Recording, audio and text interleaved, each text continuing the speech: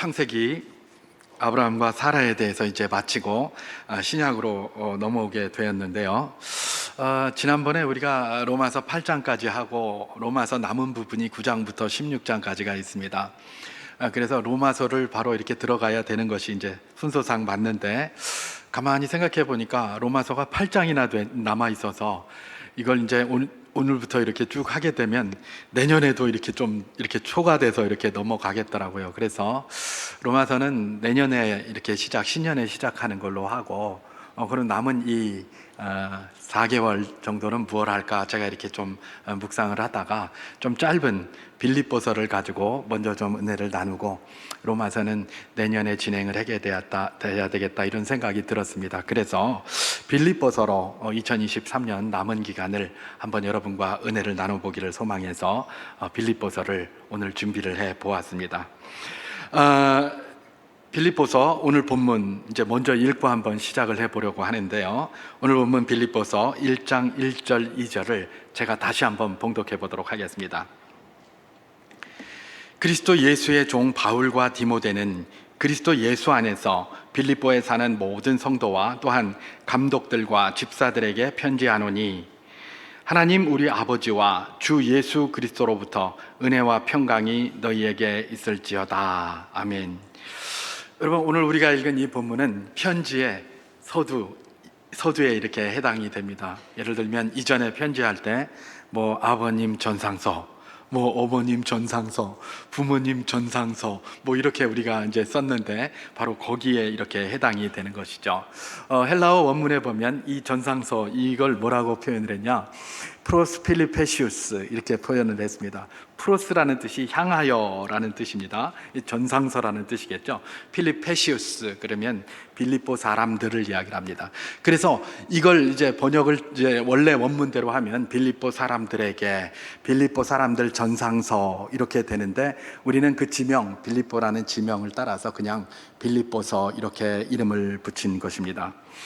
여러분, 우리가 잘 아는 것처럼 빌립보서는 에베소서, 골로새서, 빌레몬서와 더불어 옥중서신이라고 그렇게 알려져 있습니다. 바울이 감옥에 있으면서 쓴 편지다 이런 이야기죠. 그런데 사실 일반 감옥에 이렇게 있었다면 편지를 쓸 수가 없었습니다. 그런데 특별히 사도 바울이 이 감옥에 있었던 이때가 어떤 때였느냐? 주후 62년에서 63년경 AD 그 상황으로 기록을 하고 있는데, 그 상황에 감옥은 감옥이지만 어떤 감옥이에요? 가택연금 상태에 있었던 거죠. 여러분, 가택연금은 아무나 받는 게 아닙니다.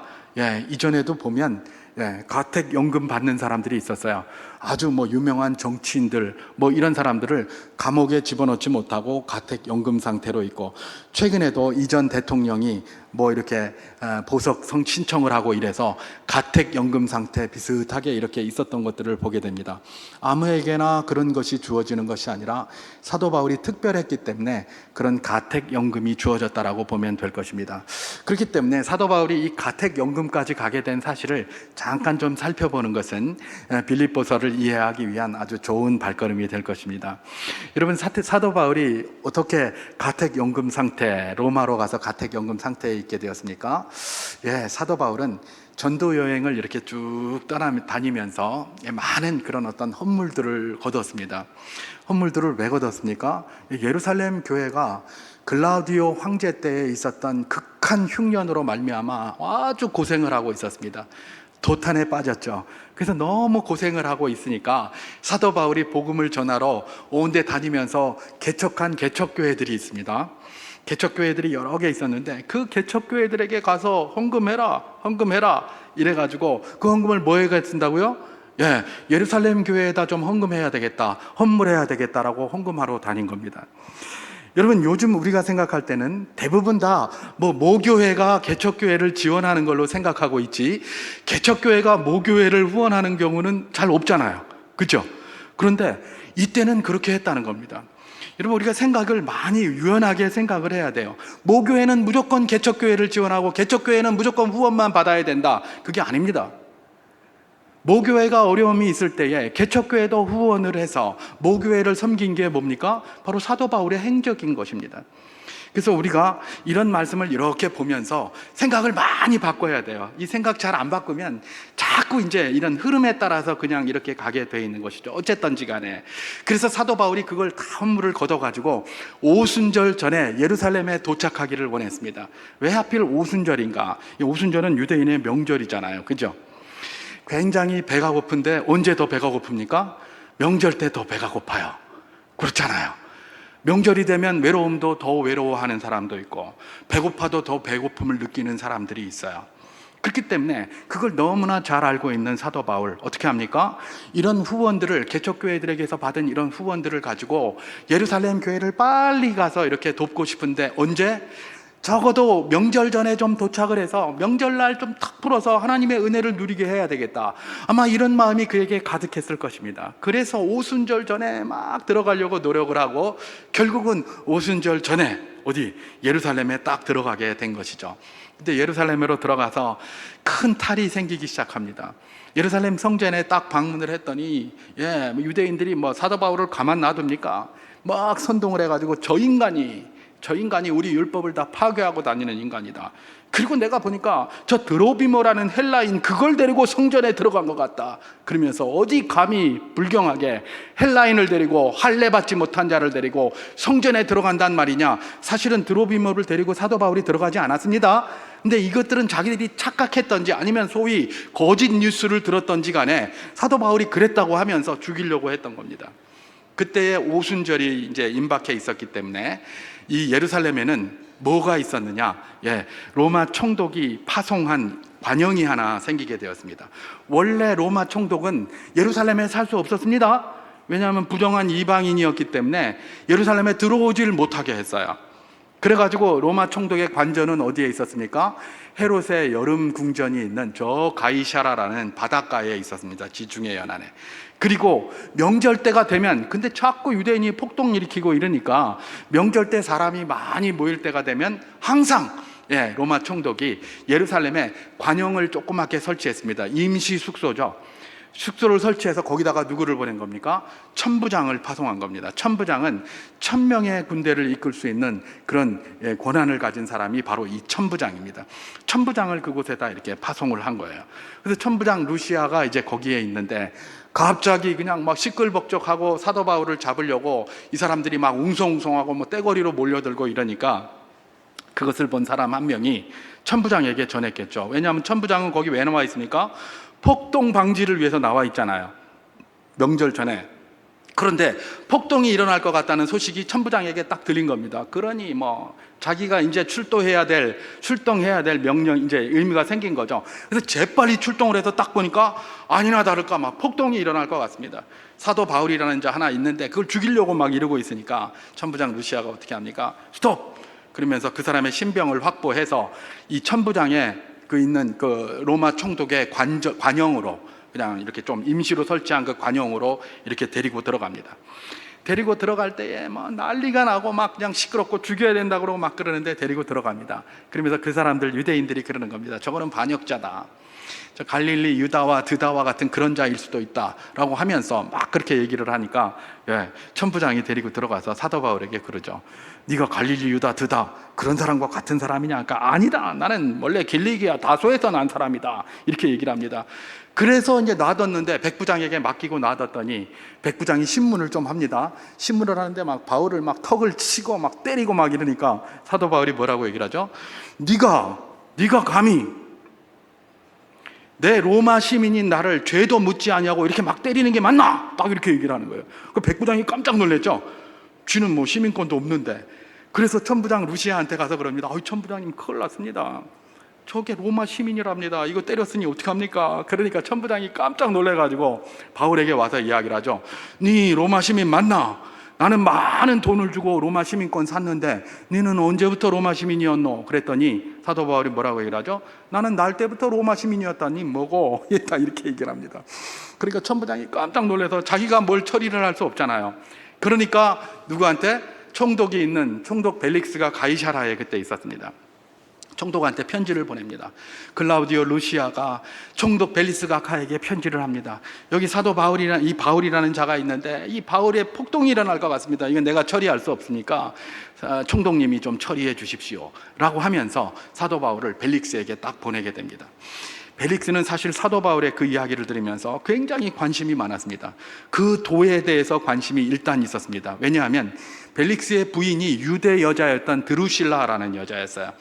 그러니까 부인한테 늘 그런 소리를 들으니까 관심이 굉장히 많은 겁니다. 도대체 그것들이 떠들고 다니는 건 뭐고, 도대체 뭐길래 그렇게 많은 자들이 예수 믿는다고 따라다니고 그러노? 그거 좀 궁금하다, 이런 생각이 들지 않았겠습니까? 그리고 또 하나 목적이 있었어요. 사도 바울이 왜 예루살렘에 왔죠? 많은 헌물을 모아가지고 예루살렘 교회를 후원하기 위하여 온 거예요. 벨릭스가 가만히 보니까 돈 많이 들고 왔으니까 야, 요것 봐라, 좀 잘 좀 해서 돈 좀 얻어봐야지, 이런 생각이 있었던 거예요. 그래가지고 사도 바울을 딱 잘 모셔놓고 어디다 모셔놨습니까? 가이사라에 있는 헤롯의 여름 궁전, 헤롯 궁전에다가 딱 모셔놨습니다. 그래 놓고 나서 뭐라고 얘기를 합니까? 하루는 불러가지고 먼저 돈 달라고 하긴 좀 그러니까 야, 네가 말하는 그 도 좀 이야기해도, 이랬어요. 그랬더니 사도 바울이 의와 절제와 심판에 대해서 막 이야기를 하니까 깜짝 놀라가지고 벨릭스가 뭐라고 얘기를 합니까? 야야야, 그만하고 시방은 가라, 그냥 내가 나중에 또 부를게, 이러면서 돈을 좀 바랬는데 사도 바울은 돈 줄 생각은 하나도 안 하고 맨날 의와 절제와 뭐 심판에 대해서 얘기하니까 막 뜨끔해가지고 아무것도 못하고 있었죠. 그러다가 이 벨릭스가 파면당하고 그 다음에 등장한 게 누굽니까? 총독 베스도라는 사람입니다. 그리고 그 어간에 2년의 시간이 흘렀습니다. 2년 동안 가이사라에 머물면서 사도 바울이 거기에 그렇게 있게 되었던 것이죠. 그러다가 베스도가 이제 총독이 새로 부임해가지고 가만히 보니까 바울이 있으니까 전 뭐고, 그러면서 네 어떻게 할래? 그랬더니 나는 가이사에게 상소한다, 난 가이사에게 가겠다, 이럽니다. 그래서 그래? 그러면 한번 재판을 한번 해보자라고 하면서 거기 뭐 아그리빠 왕이나 이런 사람들, 재판관들 쭉 불러가지고 신문을 하게 했어요. 근데 이분들이 신문을 하는데 다 들어봐도 사도 바울이 뭐 죄를 변명한 게 없는 거예요. 그래서 이거 어떻게 할까? 그랬더니 그 아그리빠 왕이나 이런 사람들 그 풀어줘도 되겠다, 뭐 죄도 없는데 뭐라고 가이사한테 보내겠노, 황제한테 불편하게 그냥 풀어줘라. 그랬는데 풀어주려고 하니까 사도 바울이 자꾸 난 가이사에게 상소한다 자꾸 그러니까 풀어줄 수도 없어요. 아니, 죄가 없다고 나가라고 그러는데 보내려고 그랬더니 나는 뭐 가이사에게 가서 막 재판 받아야 되겠다, 막 그러는 겁니다. 사도 바울이 왜 그랬을까요? 이유가 있죠. 거기에 있을 동안 기도할 때마다 하나님께서 나타나셔서 주의 성령께서 사도 바울에게 환상으로 말씀하시는 겁니다. 내가 여기서 외친 것 같이 로마에서도 하여야 하리라. 네가 로마도 가야 된다, 로마도 가야 된다, 기도할 때마다 그러는 거예요. 그러니까 로마를 가는 가장 빠른 방법이 무엇인가 고민하지 않았겠습니까? 그게 뭐예요? 왜 가이사에게 상소해서 가는 게 돈 한 푼 안 들고 제일 편하게 가는 길이잖아요. 그러니까 계속 가이사에게 상소한 거예요. 그래서 결국은 가이사에게 보내지게 됩니다. 보내지는데 백부장을 호송 책임자로 해서 이제 배가 이렇게 출발을 하게 되는 것이죠. 그러다가 이 지중해 한가운데에서 뭘 만납니까? 유라굴로라는 광풍을 만나게 됩니다. 그러면 배가 뒤집어지려고 그러고 난리가 나니까 죄수를 호송해 가는데 백부장이 그냥 눈이 확 돌아가는 겁니다. 야, 이거 죄수 이러다가 다 도망가면 자기 책임이 크잖아요. 풍랑이 일어난 거야 어쩔 수 없지만 죄수를 놓친 것은 자기 책임이거든요. 그러니까 쫄병들 시켜가지고 저 죄수들 다 죽여라. 배에 탄 사람을 다 죽이려고 했어요. 그때 사도 바울이 어떻게 합니까? 스톱. 내가 지난밤에 내가 모시는 하나님께서 나에게 환상을 보여주셨는데 이 풍랑으로 인하여 우리 재물은 다 손상을 입을지 모르겠지만 사람은 한 명도 죽지 않을 거다. 그러니까 죽이지 말라 그렇게 얘기를 했어요. 그리고 멜리데라는 섬에 표류를 하게 됩니다. 그리고 멜리데라는 섬에서 독사에 물리는 거, 이런 것들이 일어나게 되는 것이죠. 근데 사도 바울 끄떡도 없는 겁니다. 그랬더니 막 거기에 있는 사람들이 그러는 겁니다. 이야, 저게 뭐야? 저 옆에 따라다니는 저거는 뭐 쓰쓰고 뭐 저거는 험해다, 이러면서 뭐 대단한 자들이다라고 하면서 막 그렇게 얘기하면서 추앙하고 이러는 거예요. 이걸 누가 본 겁니까? 백부장이 옆에서 다 보고 있는 거예요. 다 보고 있다가 드디어 로마에 도착을 했습니다. 죄수를 인계를 합니다. 인계를 하면서 뭐라고 얘기를 했겠습니까? 이 죄수들 가운데 저 바울, 저 사람 조심하십시오. 저 사람 뭔가 특별하더라고요. 하나님께서 함께 하시는지 우리가 모든 이게서 다 죽을 줄 알았는데 저 사람 말하는 게 다 맞더라. 그리고 독사에 물려도 안 죽더라. 뭐 이러면서 그런 이야기를 이렇게 쭉 한 것이죠. 그걸 딱 듣고 그걸 들은 사람이 누구에게 얘기를 했겠습니까? 황제의 그 상소 판단을 받아야 될 죄수들이 들어왔습니다 라고 황제한테 보고를 하면서 그 가운데 바울이라는 사람이 있는데 뭐 이런 일들이 있었다고 하더라고요 그러는 겁니다. 황제야, 바울 그까짓 거 한 명 죽으면 어떻습니까? 아무것도 아니에요. 그렇잖아요. 황제가 뭐 구질구질하게 저 유대의 저 구석에서 온 그 뭐 이상한 이방인 같은 거한테, 그들의 관점에서는 이방인이잖아요. 아무것도 아닌 거한테 무슨 신경을 쓰겠습니까? 근데 뭐에 신경 쓰입니까? 그 사람 보니까 하나님이 함께 하시는 것 같더라고요. 놀라운 역사가 일어나더라고요. 기적을 베풀더라고요. 이러니까 이게 두렵지 않겠습니까? 그러니까 어떻게 합니까?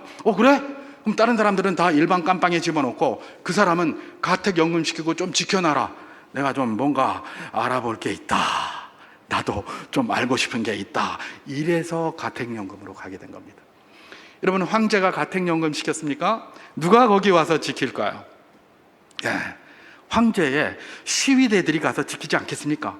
가택연금 시켰으니까요. 여러분, 가택연금 시킨 사람을 일반 이런 데 파출소에 이 순경들이 가서 지킵니까? 아닙니다. 다 거기에 맞는 그런 사람들이, 아주 그래도 지위 있는 사람들이 가서 관리를 하게 돼 있어요. 이게 가택연금이에요. 아무나 하는 게 아니고. 그런데 그 사람들이 누구예요? 다 고관들이에요. 고관들. 가택연금 상태에 있으면서 사도 바울이 깜빵에 갇힌 것 같아서 빌립보 교회 사람들은 굉장히 슬퍼했지만, 사실은 사도 바울이 가택연금 상태에 있었기 때문에 놀라운 역사들이 거기서 일어납니다. 빌립보서 4장 22절에 보면 빌립보 교회에 사도 바울이 편지를 쓰면서 안부를 묻습니다. 여기에 있는 누가 하면서 문안한다라고 하면서 그 문안한 사람 중에 누구 있냐? 가이사집 사람들 가운데 너희에게 문안한다 이러는 겁니다.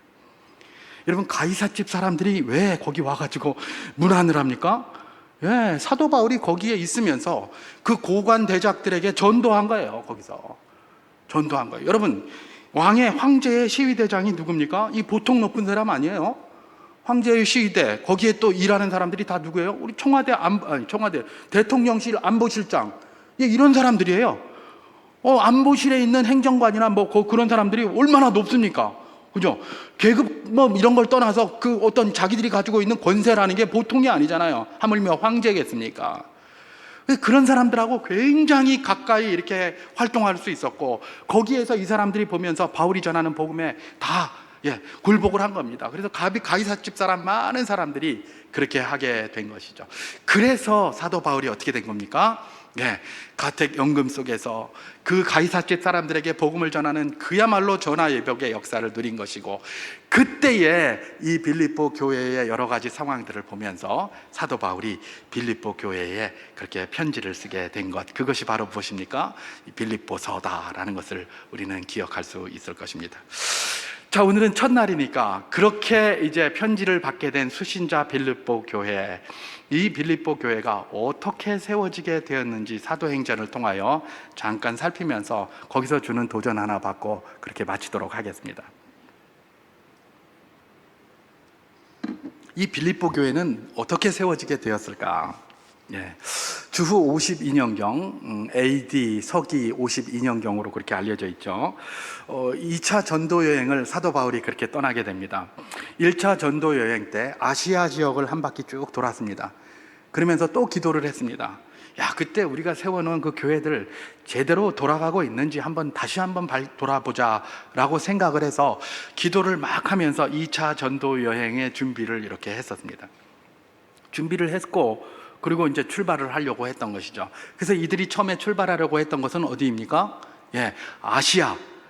지금으로 말하면 소아시아, 터키 저 지역을 말합니다. 그 지역으로 다시 한번 돌면서 그들을 세우고 다독거리려고 이렇게 계획을 하고 딱 출발을 했습니다. 출발을 해서 무시아라는 지역에 가가지고 이렇게 머물게 되었는데, 거기에서 기도를 하는데 갑자기 밤의 환상 중에 사도 바울에게 환상이 하나 나타난 겁니다.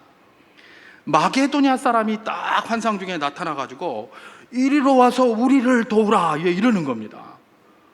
그러니까 사도 바울이 기도하고 있는데 밤에 환상 중에 왜 마게도냐 사람이 나타나가지고 이리로 와서 우리를 도우라 이러는 거예요. 꿈에 그런 꿈이 나타났다는 겁니다. 여러분, 보통 이런 꿈은 어떻게 합니까? 이런 꿈을 꾸면 다 우리 같으면, 아니 저 같으면 개꿈이라 할 것입니다. 왜 개꿈이라고 할까요?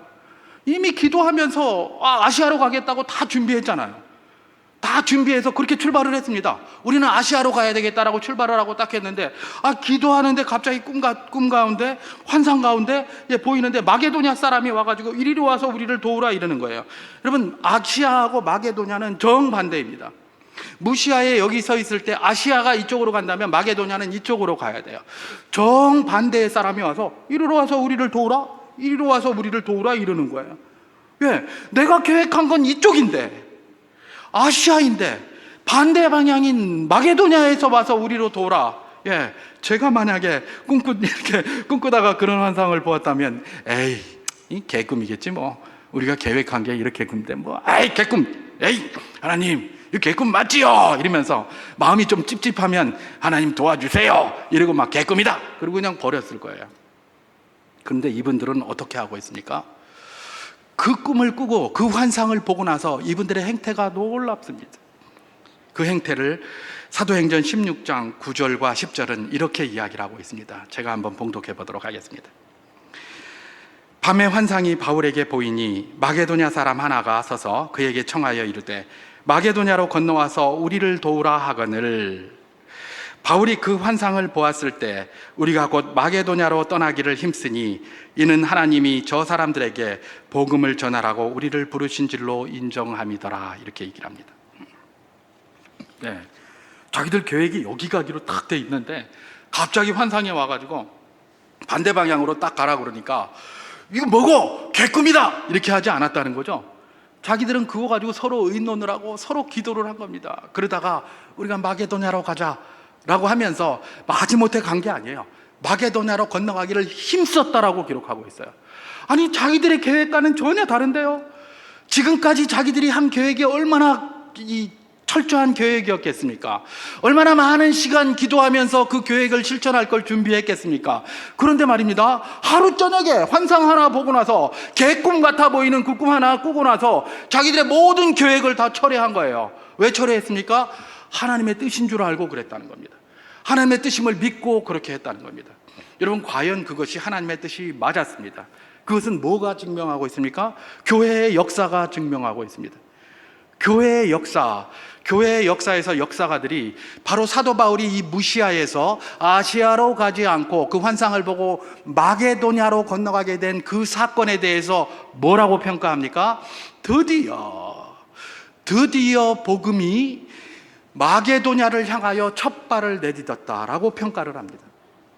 그 첫 발이 유럽을 복음화시키는 첫 발이었다는 것입니다. 그 개꿈 같아 보이는 그 첫 발이 말입니다. 그 개꿈을 따라간 것 같아 보이는 그 첫 발이 뭐다? 드디어 유럽의 복음화의 첫 발이 떼어졌다라고 교회의 역사가들이 그 사건을 평가하고 있는 것입니다. 실제로 그것 때문에 유럽이 다 복음화된 것 아니겠습니까? 다 복음화됐던 것입니다. 하나님의 뜻이었던 것이죠. 여러분, 여기에서 우리가 받아야 될 중요한 도전이 있습니다.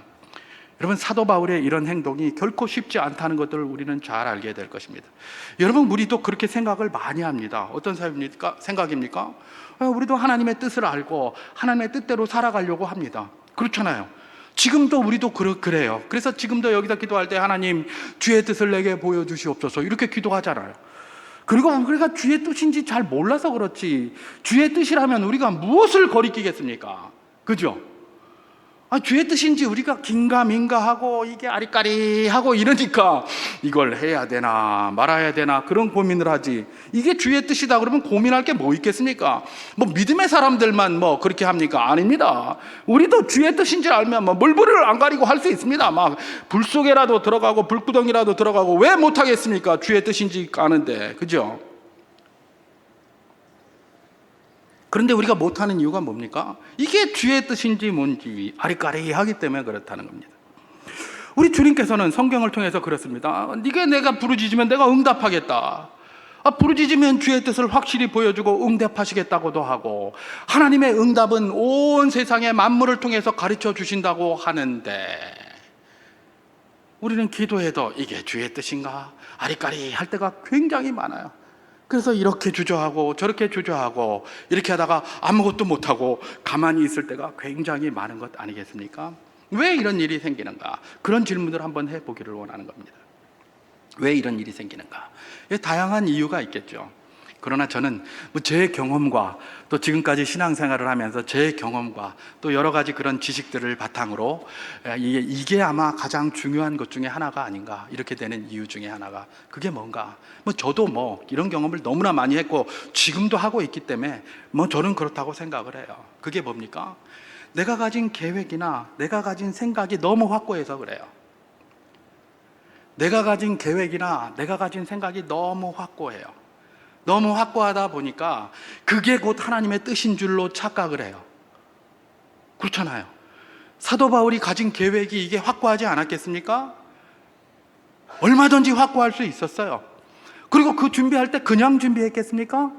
아닙니다. 하나님 앞에 기도하고 준비했을 거예요. 여기 같이 출발했던 모든 사람들이 다 하나님 잘 믿는 사람들이고 성령의 인도를 받는 사람들이에요. 얼마나 기도하면서 출발을 했겠습니까? 그런데 갑자기 그 준비한 것들이 하루아침에 저녁에 환상 하나 보고 나서 전혀 반대로 이루어진다? 이게 참 쉽지 않은 일 아니겠습니까? 그런데 사도 바울이 위대한 점은 무엇입니까? 그걸 보고 하나님의 뜻인 줄 인정하고 자기의 모든 그동안 기도하고 준비한 계획들을 내려놓고 그 뜻을 따라갔다는 바로 그 사실 아니겠습니까? 여러분, 우리가 왜 하나님의 뜻을 발견하지 못합니까?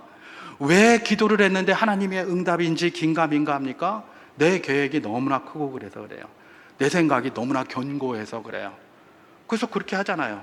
가만히 기도를 이렇게 들여다보면 제 기도가 그래요. 하나님 무엇을 할까요? 라고 이야기하기보다는, 그런 것도 이야기할 때도 있습니다만은, 하나님 이거 하려고 하니까 도와주세요, 이런단 말이죠. 하나님이 그 뜻을 가지고 계신, 그걸 원하는지 그건 잘 몰라요. 그냥 내가 이거 하겠습니다, 그냥 도와주세요, 그냥. 하나님은 나나 와서 좀 도와주면 됩니다. 그냥 여러 가지 하려고 하지 마시고 그냥 내가 이거 하려고 하니까 이거나 도와주세요 하면서 계획을 딱 해가지고 하나님 앞에 휙 던집니다. 근데 알고 봤더니 이게 하나님 뜻이 아니에요. 그러면 어떻게 합니까? 그건 내 뜻이 아닌데, 아니다라고 하면서 이런저런 상황으로 때로는 걸리게도 하시고, 때로는 이 사람을 통해서 말하게도 하시고, 때로는 목사의 설교를 통해서도, 때로는 성도들과의 교제를 통해서도 여러 가지 이야기를 하시는데, 내 뜻이 워낙 견고해요.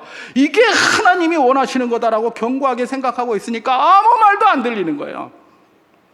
그게 어쩌면 하나님의 뜻과 전혀 다를 수도 있어요. 그런데도 내 뜻이 곧 하나님의 뜻이다라고 착각하며 살 때가 굉장히 많은 것이죠. 언제요? 내 뜻에, 내 생각과 내 계획에 너무 견고하게 세워져 있기 때문에 그럴 가능성이 높습니다. 여러분, 우리가 세운 계획들, 우리가 세운 생각들, 우리가 세운 여러 가지 기도 제목들, 여러분 자꾸 점검해야 보아야 될 이유가 바로 이것입니다. 내가 아무리 기도해도 하나님은 응답하지 않는 것 같다라는 생각이 드십니까? 더욱더 점검해 보십시오. 혹시 내가 계획한 이것대로 하나님이 좀 움직여주기만을 내가 바라고 있는 것은 아닌가? 아니면 또 다른 길이 있는데 내게 너무 강하다 보니까 그건 아예 생각지도 않고 하나님이 그 길을 보여주고 계시는데 내가 그 길은 가지 않고 주저하고 있으면서 이게 맞다고 우기고 있는 것은 아닌가 말입니다. 바로 그런 것들을 이런 말씀이 우리에게 주는 도전을 통해서 우리가 받아야 하는 것입니다. 왜 이런 현상이 있을까? 믿음이 없어서 그렇지, 이런 경우 많이 이야기를 하잖아요. 믿음이 없어서 그렇습니까? 맞습니다. 믿음 없으면 이럴 수밖에 없어요. 그죠? 그런데 이거는 믿음과 크게 상관이 없습니다. 때로는 믿음이 있는 사람도 얼마든지 이럴 수가 있어요. 얼마든지. 우리 그 성경에서 잘 보잖아요. 뭡니까? 왜 우리 사도행전 10장에 보면 그 사도 중에 사도, 사도 중에 수사도 베드로에 대한 이야기가 거기 나옵니다. 어떤 이야기입니까? 무두장이 시몬의, 욥바에 사는 무두장이 시몬의 집에 있는 기도 지붕에 올라가가지고 그가 기도를 합니다. 점심시간쯤 돼서 배가 고파서 막 이렇게 해서 그 사람들한테 가서 밥 좀 준비해도 이래놓고 먹을 것 준비하라고 시켜놓고 나서 자기는 그 준비할 동안에 가서 기도를 하죠. 이게 아마 배가 고플 때 기도해서 그런지 하나님께서 먹는 거를 쫙 보여주십니다. 위에서 한보따리가 확 내려옵니다. 그러니까 아이고 하나님이 내가 배고픈 줄 알고 맛있는 거 주시나 배 하고 딱 내려왔는데, 이 한보따리가 내려오는데 들여다보니까 투 플러스 무슨 이런 게 오는 게 아니라 돼지 한 마리 들어있고 무슨 뱀장어 들어있고 무슨 이런 것들, 먹지도 못하는 이런 것들이 하나, 개도 한 마리 들어있고 이런 게 하나 쭉 내려오는 겁니다. 그러더니 갑자기 뭐라고 얘기를 합니까? 베드로야, 네 배고프지? 일어나서 잡아 먹어라. 딱 그렇게 얘기해요. 그러니까 베드로가 뭐라고 얘기합니까? 뭐라 하십니까 하나님, 내 이런 거 먹어본 적이 없다니까요. 이걸 어떻게 먹습니까? 말도 안 되는 소리 하시네요. 안 먹습니다. 이런 거 먹어본 적이 없어요. 그래서 얘기해요. 그러니까 하나님이 뭐라고 얘기를 하십니까? 가당치 않아서, 야 베드로야, 네 정신 차려라 임마. 내가 깨끗하다고 한 걸 네가 왜 더럽다 하노? 이러는 거예요. 이게 베드로가 지금 이게 이해가 안 가요. 베드로 믿음이 없어서 그런 거 아니에요. 이해가 안 가요. 그럼 내가 깨끗하다고 그러는데 네가 뭔데 자꾸 그러노? 그러는 거예요. 그리고 이제 스르르 올라갑니다. 베드로가 하나님 배고파 죽겠는데 자꾸 이상한 것만 보여주시니 또 기도를 했죠. 아직 밥 먹으라 그랬더니 안 하니까. 그러니까 또 보따리가 하나 쭉 내려오는 겁니다. 이번에는 괜찮을까? 봤더니 이번에도 똑같은 게 내려와서 베드로야 잡아서 먹어라 이렇게 얘기하는 거예요. 화가 나서 베드로가, 하나님 내가 이런 거 먹어본 적이 없다니까요. 왜 이런 거 자꾸 와서 나보고 먹으라고 합니까? 이러니까 하나님이 또 얘기를 하죠. 야 인마, 내가 깨끗하다고 한 걸 네가 왜 자꾸 더럽다 하노? 근데 또 올라갑니다. 몇 번 그랬다고요? 3번 그랬다는 겁니다. 3번 그랬다는 건 충분히 베드로가 이해할 때까지 충분히 그렇게 했다는 겁니다. 여러분, 이게 뭘 이야기를 하고 있습니까? 베드로가 믿음이 없습니까? 아닙니다. 믿음이 없으면 하나님 앞에 기도도 안 했겠죠. 그는 믿음이 있어서 기도를 했어요. 그런데 베드로의 상식과 베드로가 가진 생각과 베드로가 가진 이런 계획들이 너무 견고해요. 그래서 하나님이 깨끗하게 하신 것이다 하면서 하나님의 뜻이라고 말하는데도 그게 안 들리는 거예요. 그게 내 계획대로, 내 생각대로, 내 소신대로 너무 견고하니까 아무리 하나님이 말을 들려줘도 그게 안 들리는 것이죠. 여러분, 이게 무엇입니까? 믿음과 크게 상관이 없이 나타나는 인생의 연약함들이라는 것입니다. 이것뿐입니까? 갈라디아서 2장 14절 말씀을 제가 한번 봉독해 보도록 하겠습니다. 그러므로 나는 그들이 복음의 진리를 따라 바르게 행하지 아니함을 보고 모든 자 앞에서 게바에게 이르되, 내가 유대인으로서 이방인을 따르고 유대인답게 살지 아니하면서 어찌하여 억지로 이방인을 유대인답게 살게 하려느냐 하였노라. 이렇게 기록합니다. 이 베드로, 게바, 이게 인기가 없는 사람이고 아무 사람들한테 인지도 없는 사람이었다면 이렇게 되지가 않아요. 근데 사람들한테 인기가 너무 많아요. 또 사람들한테 인지도도 많은 사람이에요. 그러니까 베드로, 여기 누가도 베드로를 뭐라 그러고, 여기 사도 바울도 베드로 뭐라 그러고 막 이러는 거예요. 자기가 유명하니까 그래요. 여러분, 유명한 사람들은 그거에 대한 책임이 있어요. 앞선 사람들은 그것에 대한 책임이 있어요. 왜 나보고 자꾸 그러? 아닙니다. 내가 앞선 사람이기 때문에 그래요. 내가 자꾸 요거도 먹고 있으니까 내가 앞선 사람이구나 생각하면 돼요. 그게 정확한 거예요. 베드로가 앞선 사람이었기 때문에 계속 베드로만 물고 늘어지는 거예요. 저 뒤에 있는 사람 가지고 안 합니다. 항상 대통령 가지고 물고 늘어지고 정치인들 갖고 물고 늘어지고 하는 이유가 있어요. 장관들 가지고 득득득득 볶는 이유가 있어요. 그건 앞선 사람들이기 때문에 그래요. 그런 거예요. 그걸 싫어하면 그 자리에서 내려와야 되는 것이죠. 그거예요. 어쨌든지 간에 지금 베드로에게 뭐라고 얘기를 합니까? 사도 바울이 베드로에게 질책을 하는 겁니다. 니 왜 내로남불하노? 이러는 겁니다. 니 왜 내로남불하노? 이러는 겁니다. 니도 못하는 거 왜 자꾸 딴 사람한테 하게 하노? 니 내로남불이다. 이렇게 이야기를 하고 있는 거예요. 그러면서 베드로를 질책하고 있는데, 여러분, 이 당시에 베드로하고 바울의 관계가 어떤 관계입니까? 베드로는 지명도도 있고 교회에서 모든 사람들이 다 아는 수사도 중에 수사도예요. 근데 사도 바울은 뭐예요? 이제 신병이에요. 이제 2등병 달고 군대 입대해가지고 훈련장에 뛰어다니고 있는 그런 수준이라고 생각하면 되고, 베드로는 그런 관점에서 보면 육군 대장이에요.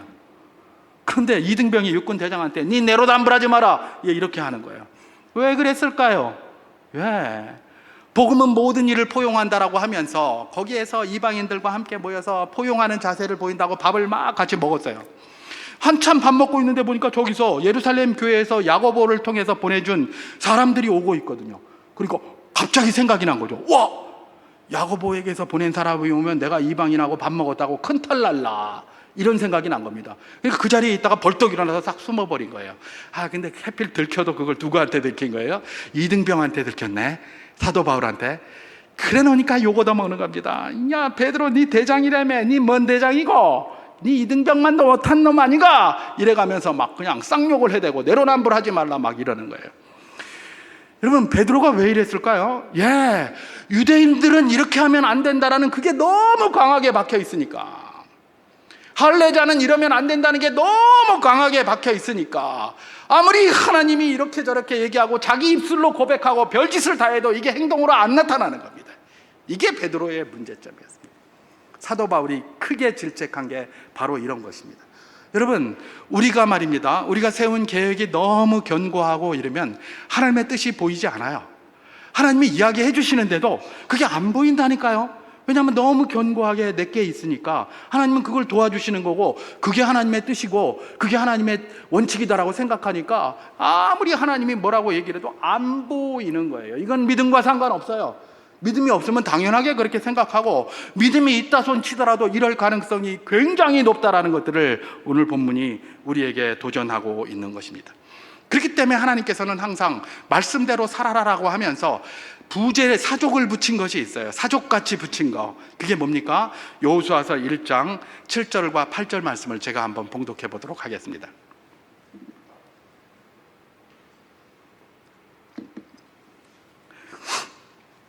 오직 강하고 극히 담대하여 나의 종 모세가 내게 명령한 그 율법을 다 지켜 행하고 우로나 좌로나 치우치지 말라. 그리하면 어디로 가든지 형통하리니 이 율법책을 내 입에서 떠나지 말게 하며 주야로 그것을 묵상하여 그 안에 기록된 대로 다 지켜 행하라. 그리하면 내 길이 평탄하게 될 것이며 내가 형통하리라. 이렇게 기록합니다. 여기서 오직 강하고 극히 담대하여, 여러분 이 말씀에 대해서 많은 경우 그렇게 생각합니다. 아이고, 여호수아가 가나안에 입성하는 것을 두려워하고 있으니까 하나님이 함께 하실 것이니 강하고 담대하게 들어가라 라고 보통 생각을 합니다. 보통 그렇게 생각하고 그렇게 생각할 수도 있습니다. 그런데 이 말씀은 자세히 들여다보면 그런 의미라기보다는 조금 다른 의미가 있습니다. 이게 뭐냐면 하나님의 말씀대로 율법대로 순종하는 게 이게 잘 마음에 안 들고요. 이게 인간의 이성에 잘 맞지 않고요. 이게 실행하기가 굉장히 어려운 거예요. 그러니까 강하고 담대하게 그 말씀 가운데 서서 율법대로 실천하고 살라 이런 얘기예요. 강하고 담대하게 서 있지 않으면 말씀대로 살지 못한다는 거예요. 그러니까 너는 강하고 담대하게 하나님 말씀대로 서라. 그러면서 그 다음에 가르쳐 준 게 뭡니까? 여리고성 돌아가는데 6바퀴 돌고 이급제 날 와 하고 이래가지고 무너뜨리는, 이성에도 맞지 않는 그런 소리를 자꾸 하는 겁니다. 여러분, 하나님께서 이런 말씀을 주시고 이런 대로 실천해라 그러면 이게 강하고 담대함이 없으면 실천하겠습니까? 잘 못하잖아요. 그러니까 사람들이 그런 연약함이 있는 줄 아니까 강하고 담대하라, 말씀대로 살아라라고 말씀하시면서 항상 주장하는 거에 강하고 담대하라라는 바로 그 말입니다. 요즘 우리가 역대상을 가지고 큐티를 하고 있습니다마는 역대상 22장 12절에서 13절 말씀을 제가 한번 봉독해 보도록 하겠습니다. 여호와께서 내게 지혜와 총명을 주사 내게 이스라엘을 다스리게 하시고 내 하나님 여호와의 율법을 지키게 하시기를 더욱 원하노라. 그때에 내가 만일 여호와께서 모세를 통하여 이스라엘에게 명령하신 모든 규례와 법도를 삼가 행하면 형통하리니 강하고 담대하여 두려워하고 놀라지 말라. 같은 맥락입니다. 여러분, 이 말씀은 뭐냐면 다윗이 이제 왕위를 이어받는 솔로몬 아들에게 지금 이야기를 하고 있는 겁니다. 하나님 말씀대로 좌우로 치우치지 말고 행하라는 겁니다. 오직 두려워하지 말고 강하고 담대하여 그 일을 행하라는 겁니다. 뭘 행하라고요? 왕직을 받는 데 있어서 두려워하지 말라, 그런 말 아닙니다. 그런 의미도 찾으면 찾겠지만은 그게 아니라 말씀을 행하는 데 두려워하지 말라는 겁니다. 말씀을 행하는 데 강하게 하라는 겁니다. 두려워하지 말고 강하고 담대해서 그 일을 행하라는 겁니다. 여러분, 이 말을 누가 하고 있다고요? 여기 나는 여기 사람인데 나하고 상관없는 저기 옆집 아저씨가 이야기하는 거 아니에요. 이런 사람이 이야기하는 거 아니에요. 왕위를 물려줄 아버지가 왕위를 이어받아야 할 누구에게? 아들에게 이야기를 하고 있는 거예요. 왕위를 물려줄 아버지, 그것도 그냥 왕이 아니에요. 이미 40년 동안 온갖 질고를 다 겪고 왕노릇을 했던 아버지 다윗이 이제 왕위를 물려받아야 할 솔로몬 아들에게 이야기를 하는데 뭘 하라는 겁니까? 하나님 말씀 행하기에 주저하거나 두려워하거나 이렇게 하지 말고 강하고 담대하게 그대로 살아라, 이런 이야기입니다. 아니 뭐 군대를 꾸며라 뭐 이런 이야기 하는 것 아닙니다. 그런 이야기도 나중에 합니다. 근데 제일 먼저 이야기하면서 강하고 담대하라라고 하면서 이야기하는 게 뭡니까? 말씀대로 좀 살아라.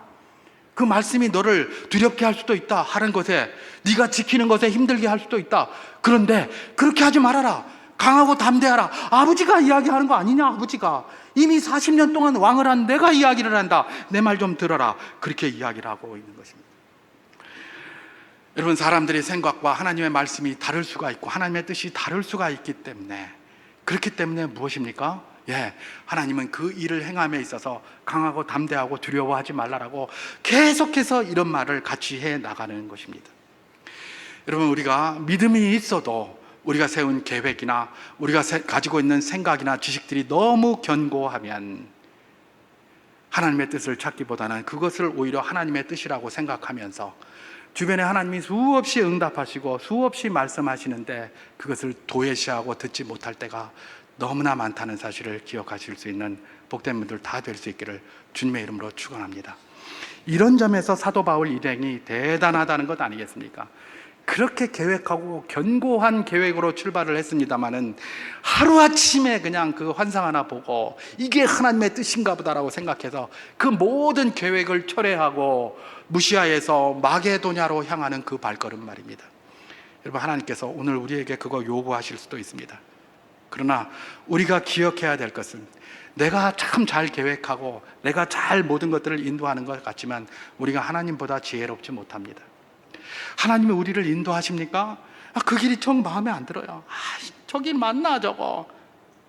하나님이 우리보다 더 똑똑하십니다. 지금 당장은 내 눈에는 아무것도 아닌 것 같아 보여도 마침내 그 길에서 하나님의 영광을 볼 줄 믿습니다. 우리는 그러기에 하나님의 뜻을 끊임없이 따라갈 수 있도록 힘을 달라고 기도하면서 나를 쳐서 주님의 뜻 안에 복종시키겠다는 결단을 날마다 해야 되는 것입니다. 어쨌든 이 결정을 통해서 사도 바울이 드디어 어떻게 합니까? 소아시아에서 돌이켜 유럽의 관문인 마게도냐로 그렇게 출발하게 됩니다. 이렇게 마게도냐로 출발해서 첫 번째 당도한 것이 바로 오늘 우리가 이제 상고해 보는 빌립보라는 그런 지역입니다. 그래서 그곳에서 이제 교회를 세우게 되고 그것이 빌립보 교회가 되는데요. 오늘 본문 사도행전 16장 11절에서 12절 말씀을 제가 봉독해 보도록 하겠습니다. 우리가 드로에서 배로 떠나 사모드라게로 직행하여 이튿날 네아폴리로 가고 거기서 빌립보에 이르니 이는 마게도냐 지방의 첫 성이요 또 로마의 식민지라 이 성에서 수일을 유하다가 그렇게 얘기를 합니다. 마게도냐 지방의 첫 성이라는 것은 그게 첫 성이 아니라 자기들이 마게도냐 지방에서 처음으로 머물게 된 그런 지역이었고 그 지역이 어디였다는 겁니까? 빌립보였다는 겁니다.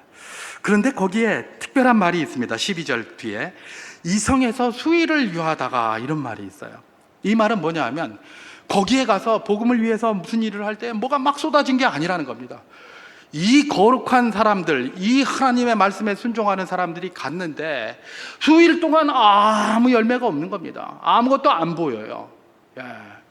우리가 보통 생각하면 내가 모든 것 다 포기하고 하나님 앞에 왔는데 하나님의 뜻을 따라 여기까지 왔는데 이게 뭐고?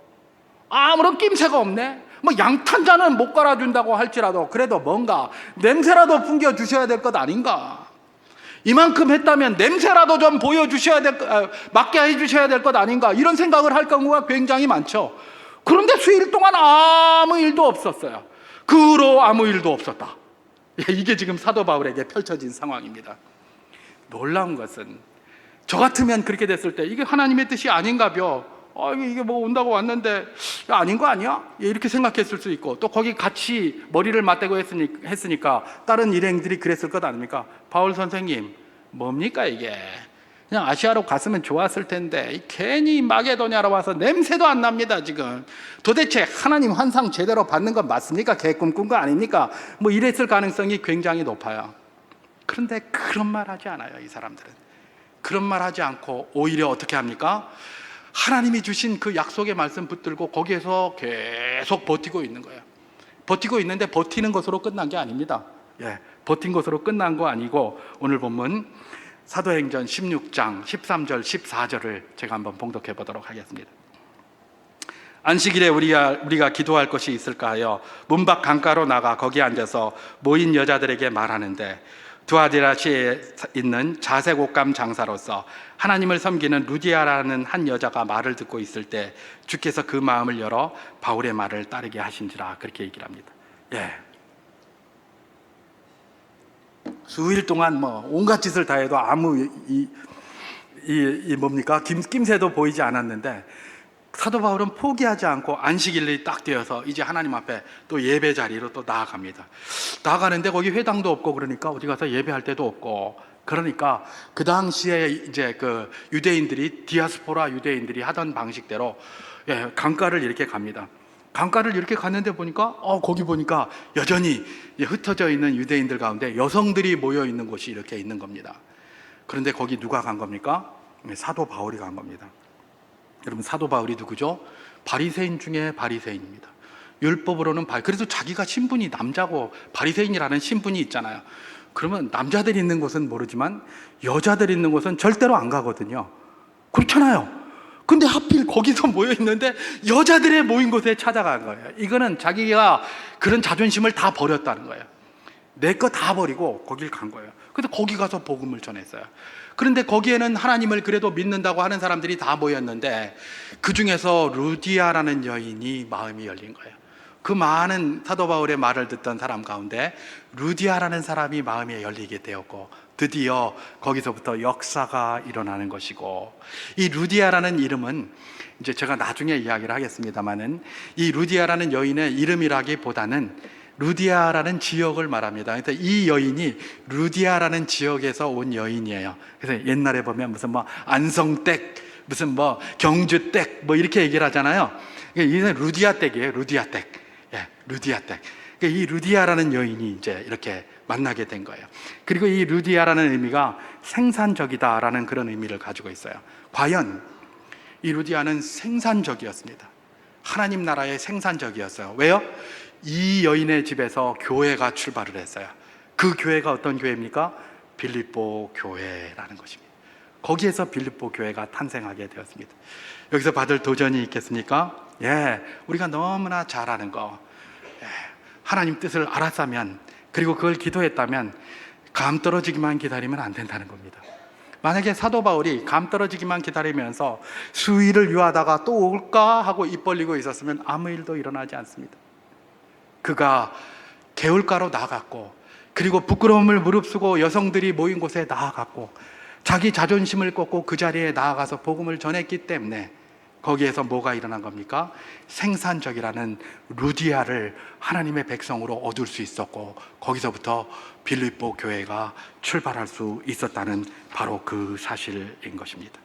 그렇습니다.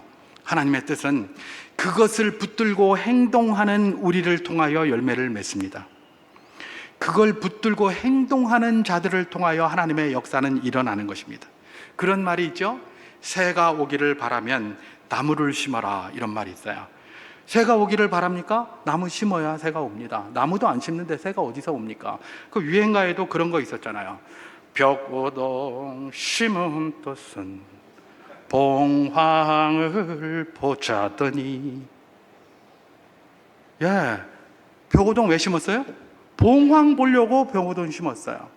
이 봉황이라는 있지도 않는 상상의 새를 위해서도 벽오동을 심었다면 하나님 나라의 역사라는 구체적인 모습을 가지고 우리가 벽오동만 심어서야 되겠습니까? 나무 열심히 심어야 되지 않겠습니까? 나무가 없습니까? 지금 내가 나무 심을 여력이 안 됩니까? 그럼 씨라도 뿌려야지. 그래야 새가 올 것 아닙니까? 기도만 하고 가만히 있는 것 있습니까? 씨라도 뿌려야지. 나무를 심으면 더 좋겠지만, 그런 도전을 지금 하고 계시는 것입니다. 말씀을 정리하면서 오늘 말씀이 주신 두 가지 도전을 다시 한번 생각하고 마치려고 합니다. 두 가지 도전 중에 하나가 무엇입니까? 내가 삶의 여정 속에서 나름대로 고민하고 판단하고 계획한 것들이 있습니다. 근데 그게 너무 강하다 보니까 하나님의 뜻 보여주세요, 하나님의 뜻 보여주세요 이러면서 하나님의 뜻을 보여주시는데, 그 하나님의 뜻을 보기보다는 내 뜻이 곧 하나님의 뜻이고 하나님의 뜻은 나의 이 뜻을 이루어주고 실현시켜 주는 것이다라고 생각을 해서 하나님의 뜻을, 온전하신 뜻을 쫙 놓치고 사는 게 우리 가운데 굉장히 많습니다. 그래서 이제 9월 찬바람이 부는 시작인데, 이 9월 동안에 그런 생각을 한번 했으면 좋겠습니다. 내가 지금 되기를 바라고 나아가는, 하나님 앞에 기도하고 나아가는 이것 하나님의 뜻에 합한 것인가, 아니면 온전히 그저 내 뜻인데 하나님이 도와주시기를 바라고 있는 것은 아닌가, 이런 질문을 한번 해보는 것입니다. 그리고 또 한 가지가 있습니다. 기도하면서 기다리고만 있지는 않는지. 2023년도 우리가 기도를 많이 하고 출발을 했을 것입니다. 그게 다 기억나는 것도 있고 기억나지 않는 것도 있어요. 그런데 기도하고 출발했는데 지금까지 아무 일도 일어나지 않으면 하나님 뭐하노? 지금까지 뭐하고 있노? 라고 하고 있는 것은 없습니까? 혹시 내가 감 떨어지기만을 기다리면서 이 딱 벌리고 기다리면서 아무것도 안 하고 있는 건 없습니까? 오늘 본문 말씀이 우리에게 도전하시는 것이 무엇입니까? 기다리고만 있지 말고 나무를 심어라. 나무를 심지 않으면 씨라도 뿌려라. 그리하면 그 씨를 뿌린 씨 때문에, 그리하면 그 심은 나무 때문에 역사를 보게 될 것이다. 그것이 바로 이 말씀이 오늘 우리에게 주시는 도전입니다. 9월에 찬바람이 불어올 때에 천고마비의 계절이라고 해서 독서를 많이 하라, 그런 이야기가 있습니다. 하나님 말씀 많이 읽으시고 기도하실 뿐만 아니라 기도한 그것을 삶 가운데 작은 씨라도 뿌리는 실천의 발걸음을 한 걸음씩 걸어 놓을 때 하나님의 역사가 우리를 통하여 든든히 일어날 줄 믿습니다.